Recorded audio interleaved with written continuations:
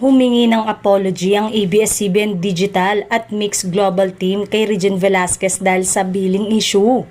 Ang naging problema sa billing sa promotional art card na pinost ng Mix at ng ABS-CBN Digital.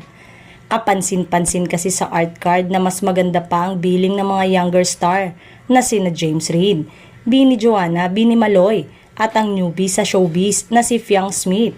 Kaysa kay Regina, maliit lamang ang picture at inilagay sa dulo. Maraming fans at netizen ang hindi nagustuhan ang ginawa kay Regine at nagreklamo sa management ng Mix at ABS-CBN. Bumawi naman sila at nagpadala ng bouquet of flower kay Regine. Maliban sa mga bulaklak ay nagpadala rin sila ng apology letter, say ng ABS-CBN Digital Team. Dear Miss Regine, we would like to sincerely apologize for the oversight in the promo material we released yesterday.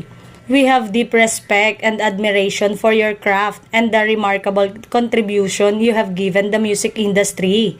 We will strive to do better moving forward. Maraming salamat po sa inyong pag-unawa. Sincerely, ABS-CBN Digital Team. Maging Mix ay naglabas din ng apology letter. Pinost naman ni Regine ang pagsusori ng dalawang team at nilagyan niya ng hashtag na kalma at thank you kalma na obviously ay para sa kanyang mga fans na nag-react sa pagkakamali ng ABS-CBN Digital at Mix Global Team sa Asia's Songbird.